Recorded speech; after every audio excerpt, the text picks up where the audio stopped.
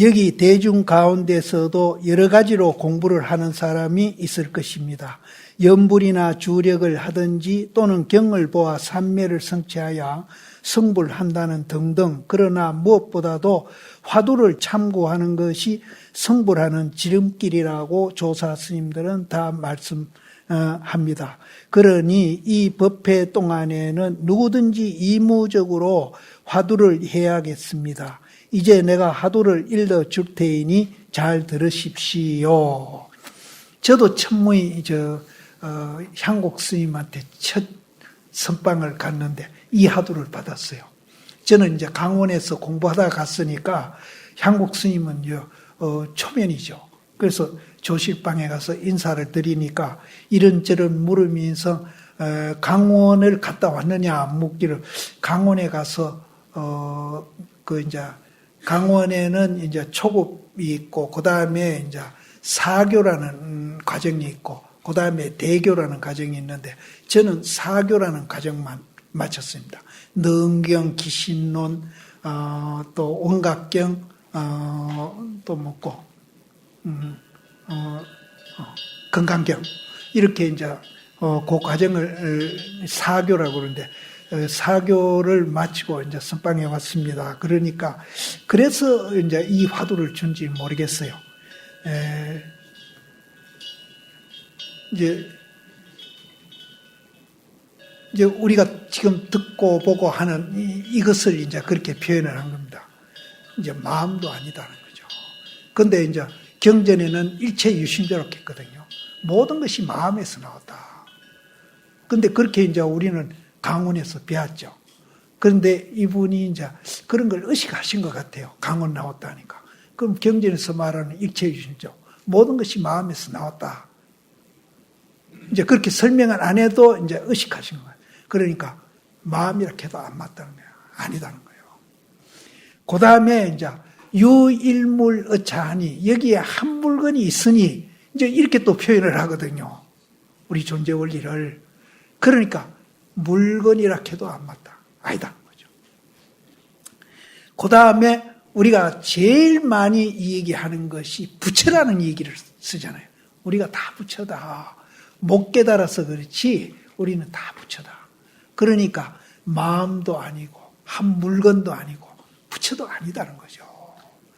이 세 가지가 강원에서 가장 이제 우리가 진리라고 배웠던 겁니다.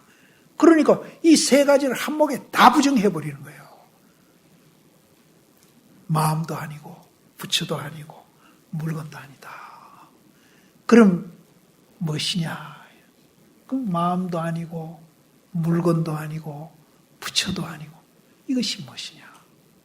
그래서 저도 이제 이 화두를 처음 받았던 화두입니다.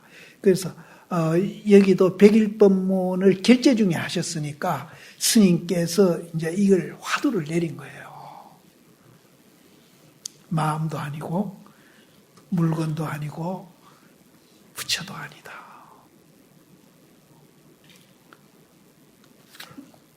이제 이거를 화두를 하셔도 좋습니다. 그런데 우리가 이제 여러 가지 수행 가운데에 화두 공부가 이제 이게 믿음만 이제 이게 가면은 화두 공부가 제일 편리하고 또 하기도 좋고 또 이거는 시간과 공간을 이제 필요로 하지 않는 공부거든요. 어디든지 뭐 회사에 가셔도 해도 좋고 집에 계시도 좋고 어디 가든지 시간과 공간을 초월해서 경전 공부하려면 이 책 들고 또 책을 봐야 하고 그런 이제 제약이 있는데 이 화두는 그런 제약이 없는 공부입니다. 그래서 그런 면에서도 화두 공부가 참 좋습니다. 그런데 이 화두 공부가 이제 가장 이제 어려운 게 뭔가 하면은 이걸 이제 의심해 가는 거거든요. 그게 마음도 아니고 한 물건도 아니고 또 부처도 아니고 이것이 무엇인가 하고 의심해 가는데 이제 이 장점은 시간과 공간에 관계없이 어디든지 할 수 있다는 게 장점이고요. 단점이 뭔고 하면은 의심이 이제 잘 안 된다는 거죠. 의심만 되면은 이것만치 빠르고 지름길이고 시간과 공간의 제약을 안 받고 할 수 있는 공부가 이것만큼 좋은 공부였습니다. 그래서 의심도 자기가 이제 불교에 대해서 안 되는 이유가 불교에 대해서 정말로 이제 아까 이제 중도 이름이 중도지 우리는 이제 중도의 내용을 이제 사실은 잘 모르고 있거든요. 그래서 그 중도를 우리가 이제 체험하는데 가장 이 화두가 사실은 좋은 방법입니다. 그래서 참선을 이제 나도 권하고 싶어요.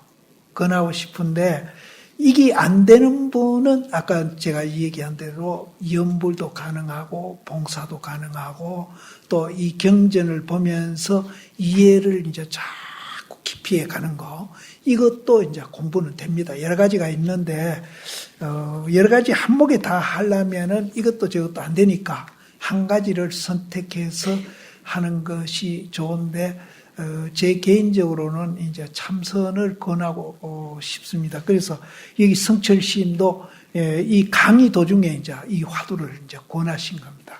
그렇게 하시고 아까도 이제 내가 의심이 문제라 했는데 의심만 되면은 화두라는 객관 대상하고 의심하는 내하고 하나가 돼요. 나중에 하나가 되면은 이제 거의 가깝게 그 체험하는 그것이 가깝게 오는 겁니다. 그때 이제 이 화두하는데 가장 이제 어려운 것이 의심이 잘 안 되는 거. 그 의심이 잘 안 되는 이유도 있습니다. 이 공부에 대한 믿음이 부족해가지고 안 되는 수도 있어요.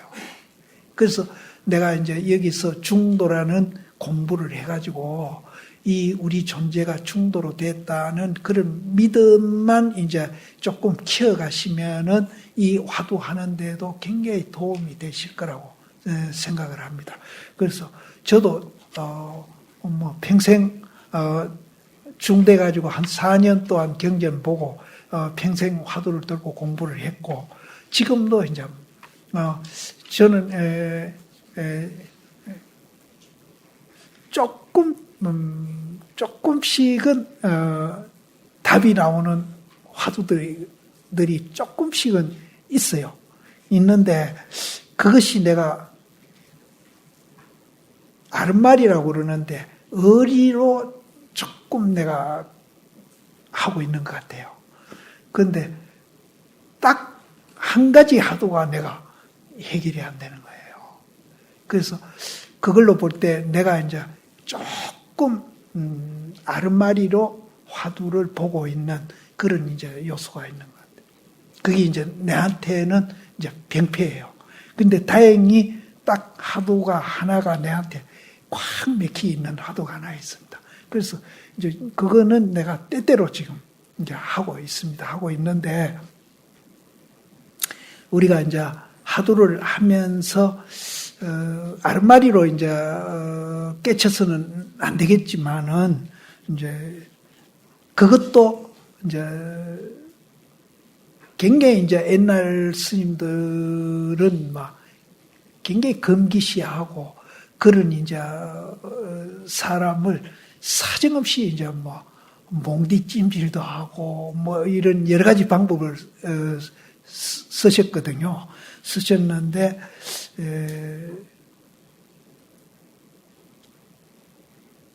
제가 이런 소리 하면은 병이 될까 싶어서 감히 해서는 안 되겠는데 그래도 그렇게라도 이해를 좀 하니까 신심, 그 믿음은 확신해져요. 믿음은 확신해져요.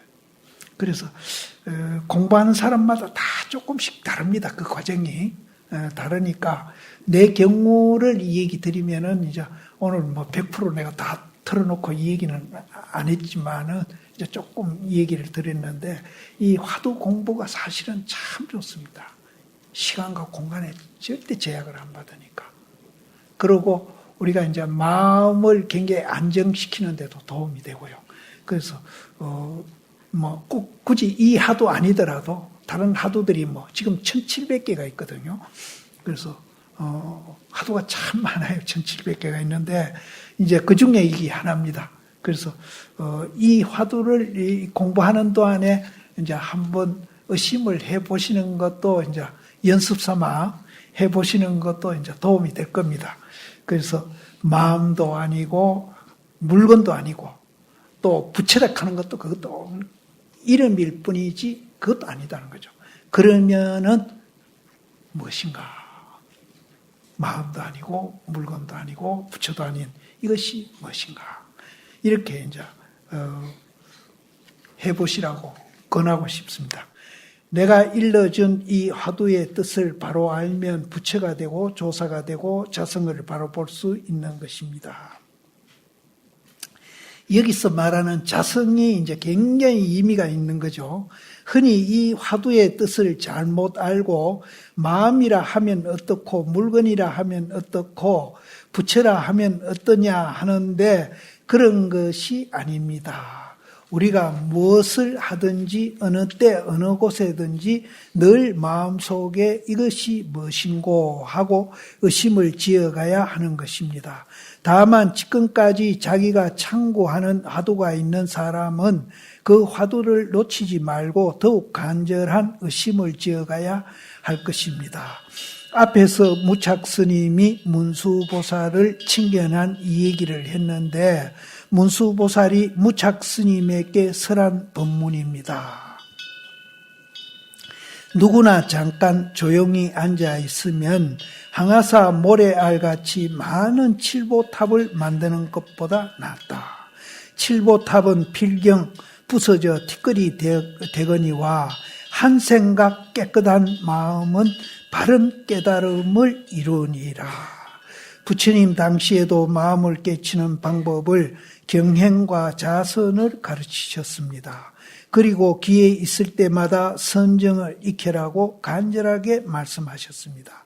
선정은 앉아있든지 서있든지 말할 때나 말하지 않을 때나 마음이 오로지 한 곳으로 모이는 것을 말합니다. 아까 제가 잠깐 말씀드렸지만은 이제 천무의는 이제 대상이 있어가지고 우리가 무슨 수행을 하는데 대상이 있으면 주관객관이 벌어져가지고 시작이 되죠. 그럼 이제 조금만 깊이 들어가면은 그 주관과 객관이 무너져가지고 하나가 되는 거예요. 그것을 여기서 말하는 선정이고 흔히 우리가 말하는 삼매가 된다. 그런데 그 선정이 우리를 이제 내라는 그 집착을 굉장히 이제 완화시켜줘. 내라는 집착. 그러니까 우리가 이제 탐진치가 일어나는 거는요, 내라는 집착이 강하면 강할수록 더 강한 사람일수록 탐진치가 강합니다. 그래서 우리가 선정에 들어가서 주관객관이 없는 그런 상태에 들어가서 그런 것을 이제 자꾸 경험을 쌓아가면은 자기도 모르게 이제 탐진치도 굉장히 이제 완화돼 가면서 마음이 이제 탐진치가 없어지면 없어지는 것만치 내 마음이 편안해지고 남한테 비교 안 하고 또 자기 하는 일에 대해서 남이야 뭐라 하든지 하잘것없는 일을 하더라도 자기는 그 일에 대해서 가치와 의미를 알면서 굉장히 또 자주적인 사람입니다. 자주적. 그럼 자주적인 사람이 되면은 인정머리도 없고 막 지원차 많은 거 아닌가? 절대로 그런 사람. 너무나 자비스럽고 인정이 있고 이러면서 자기가 이제 자주적인 사람. 그럼 이제 처사님들이 그렇게 되면은요, 집 청소도 잘하고 다 잘합니다.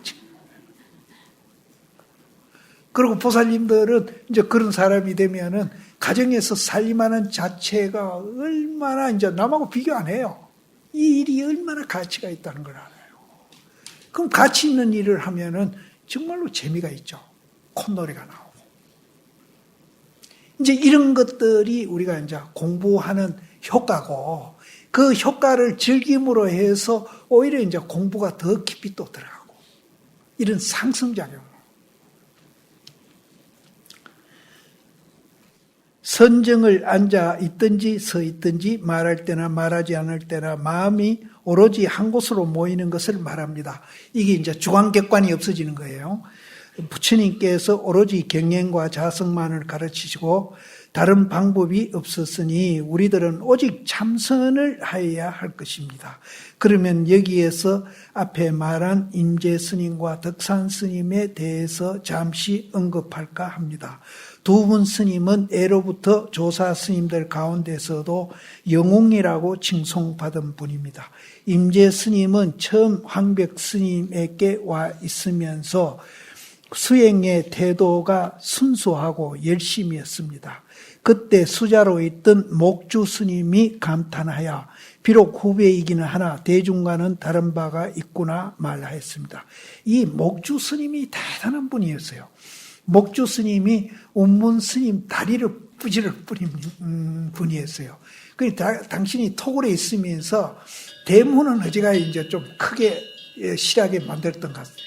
그래서 문을 똑똑 두드리고 누구냐고 물으면은 문을 빼꼼히 열고 누구냐고 물으면은 아무개입니다 하고 대답을 하면은 대답하는 게 시원찮으면은 사정없이 문을 쾅 닫아버리고 문을 안 열어주는 분이었어요. 그래서 우문 스님이 몇 번 가서 이제 거기 안에 들어가 보지도 못하고 문전박대를 당했거든요. 그래서 한 번은 결심을 했어요.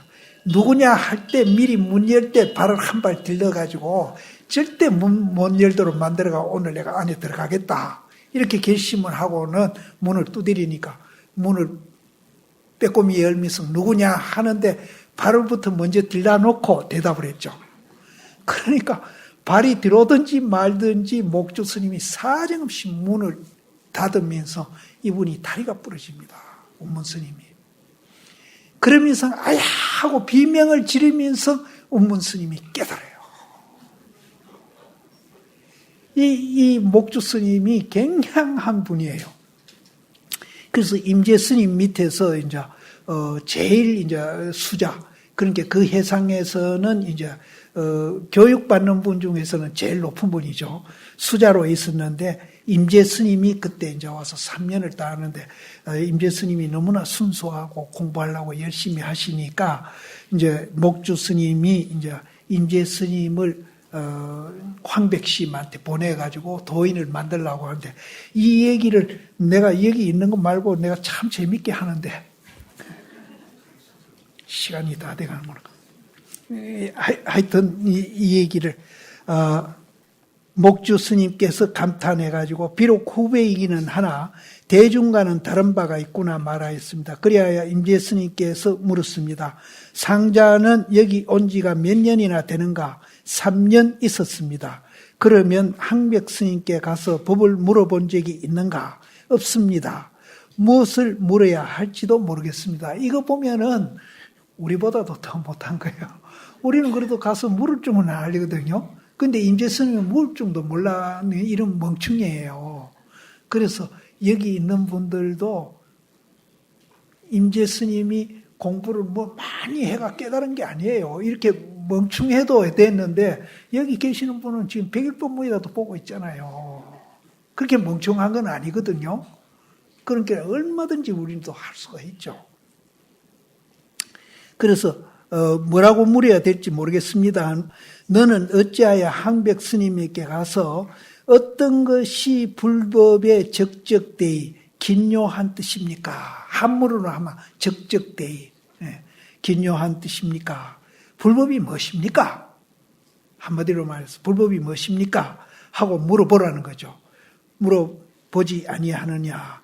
그 말을 듣고 임재 스님이 황백 스님에게 가서 그렇게 물었는데 묻는 소리가 끝나지도 않았는데 황백 스님이 갑자기 몽둥이로 20대나 때렸습니다. 임재 스님이 몽둥이만 맞고 내려오니 목주 스님이 물었습니다. 엿주러 간 일이 어떻게 됐느냐? 제가 엿주는 말이 채 끝나기도 전에 조실 스님이 갑자기 때리시니 그 뜻을 제가 알 수가 없습니다. 그러면 다시 가서 여쭈어라. 그 말을 듣고 임재 스님이 다시 가서 여쭈니 황백 스님은 또 몽둥이로 때렸습니다. 이와 같이 3번 가서 3번을 다 몽둥이만 맞고 말았습니다. 임재 스님이 와서 목주 스님에게 말했습니다. 다행히 자비를 입어서 저로 하여금 한백 스님에게 가서 문답게 하였으나 3번 여쭈어서 3번 다 몽둥이만 시컷 맞았습니다. 인연이 닿지 않아 깊은 뜻을 깨칠 수가 없음을 스스로 한탄하고 지금 떠날까 합니다.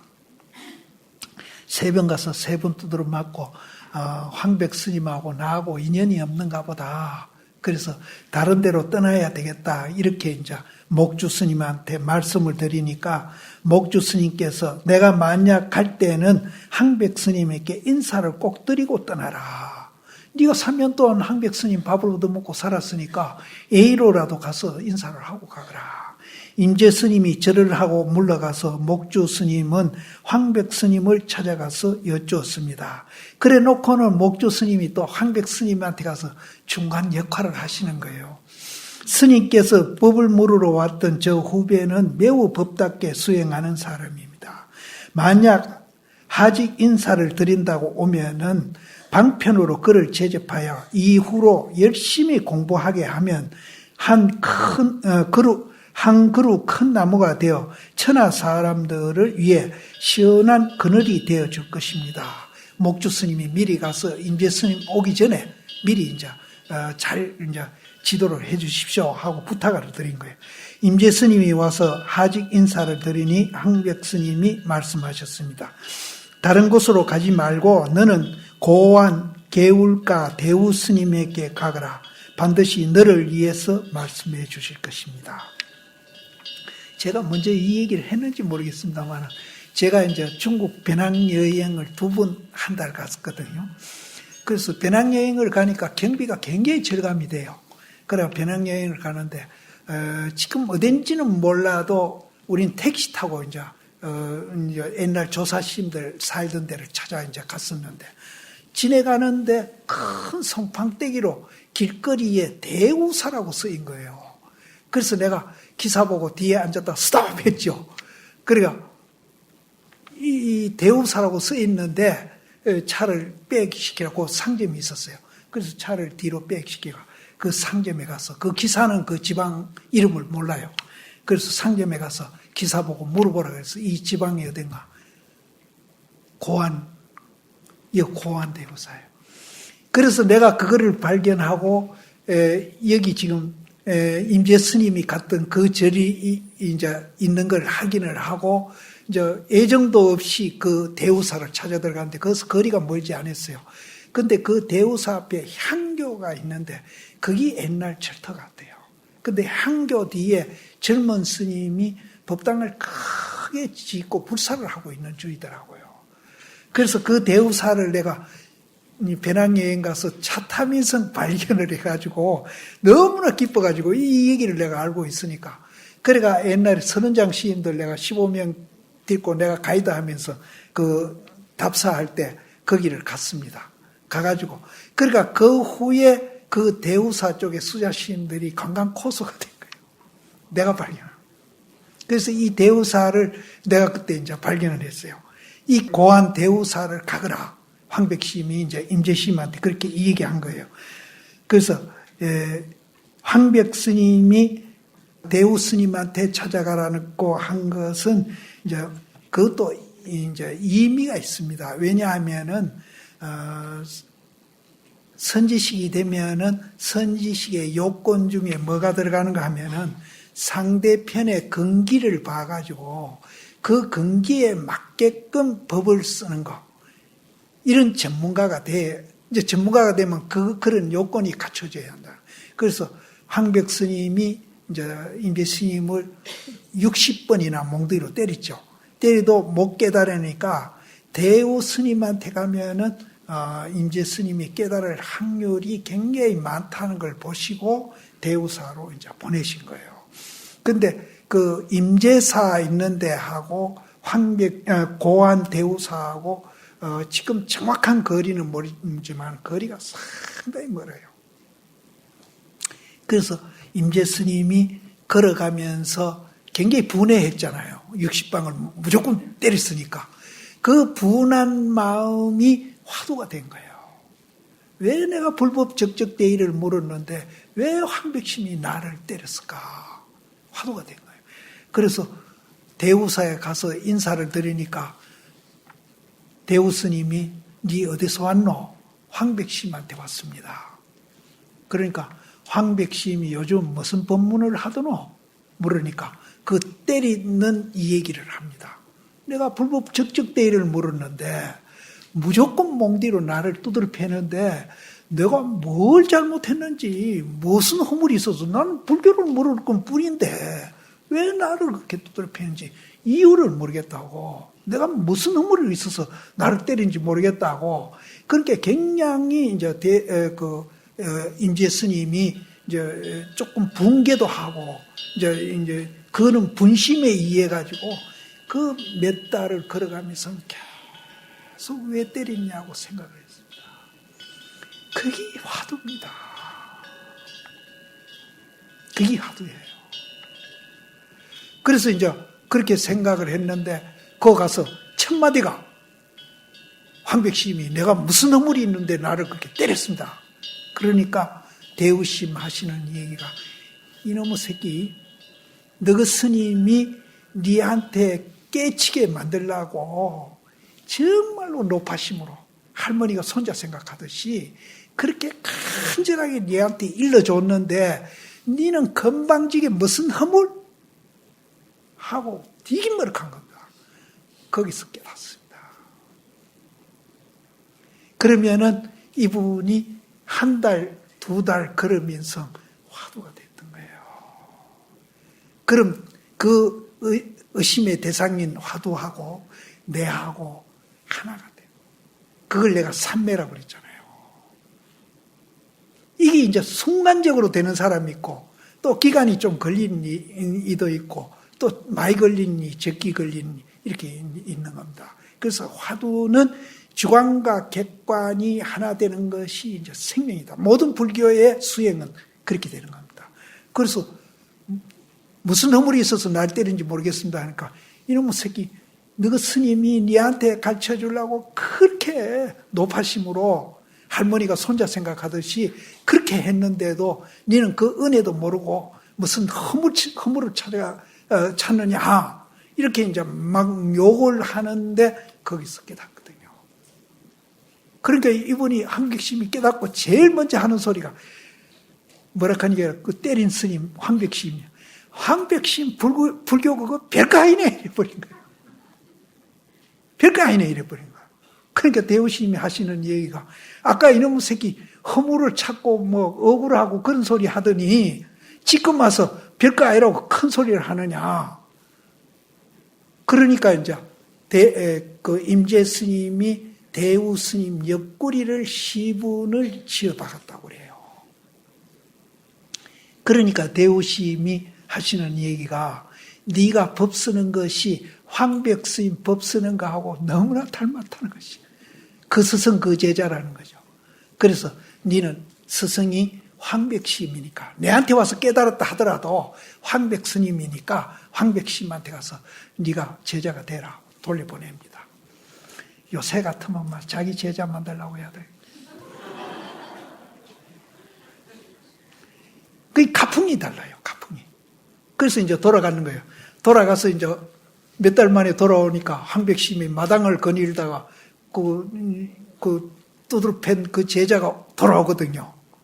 돌아오니까 이제 황백심도 그 걸음걸이라든지 그 행동 거지를 보고 뭔가 낌새를 알아채신 거죠.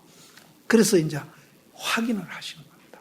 뭐라고 하시냐면 이놈의 새끼 그렇게 왔다 갔다 하면은 공부는 언제 하느냐. 그러면서 욕을 했어요. 그러니까 임재 스님이 하시는 얘기가 여기는 그 얘기가 없습니다. 제가 이제 만들어서 스님께서 이제 그 때려준 것도 잡이잖아요. 그 알량한 자비때미로 내가 몇 달 걸려가지고 대우스님한테 다리 품 팔고 왔습니다. 아까 본래 깨쳤다는 얘기하고 상통하는 얘기입니다. 거기 다리 품 안 팔아도 내가 본래 그렇게 존재하고 있는데 스님께서 쓸데없이 날 두드러 패고 그쪽에 갔다 오라 그래가지고 쓸데없이 다리 품 팔고 오느라고 이렇게 늦었습니다. 그러니까 황백심이 하시는 얘기가 이제 다리 품 팔았다고. 그럼 네가 뭘 받건데 그렇게 큰 소리를 하느냐?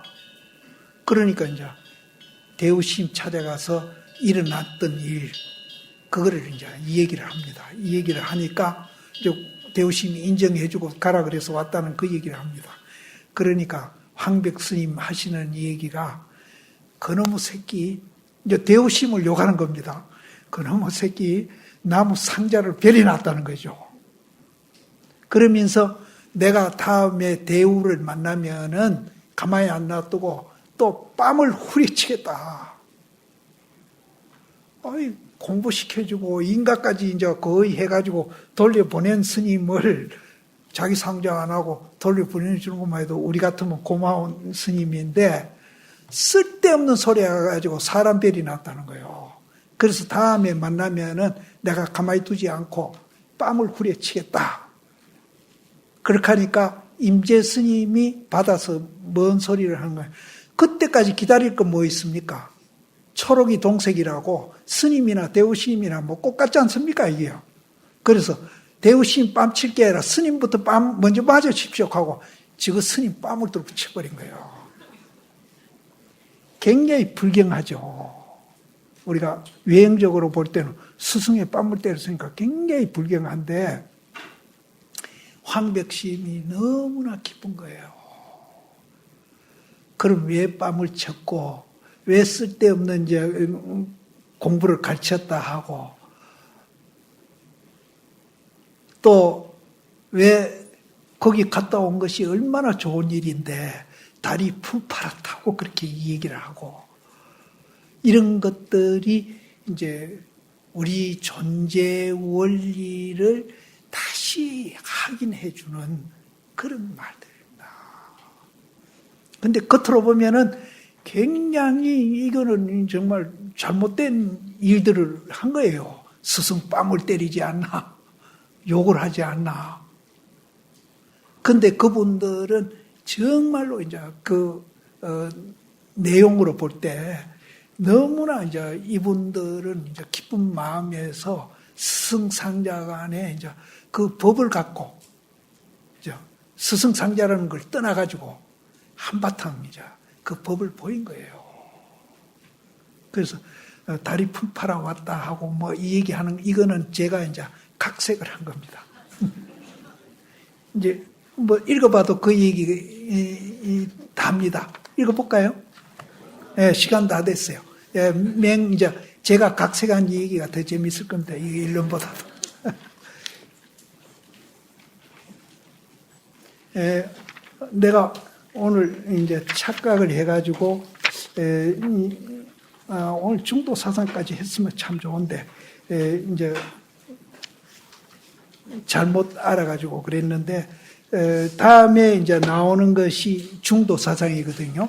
그래서 그 51페이지에서 아까 제가 말씀드린 83페이지 이 이제 백일법문이 여러 경전 가운데에 이제 아주 중요한 말만 뽑아가지고 스님이 법문을 하시고 우리한테 전해주려고 한 그런 의도가 이제 있는데 이 백일법문 중에 이제 이 책 가운데 중에 가장 이제 알려주려고 했던 대목이 51페이지에서 83페이지 요겁니다. 그래서 요거를 미리 한번 여러분 읽어보고 오시면은 이제 여러분들이 아이고 뭐 뒤에 할 거 없습니다. 그만 종강합시다. 라고 할 수도 있습니다. 그러니까 여기 이제 핵심입니다. 불교의 핵심이고 이 책의 핵심이니까 요 이제 51페이지부터 83페이지까지 읽어보시고 오시면 다음에 하시는데 이제 공부에 도움이 될 겁니다.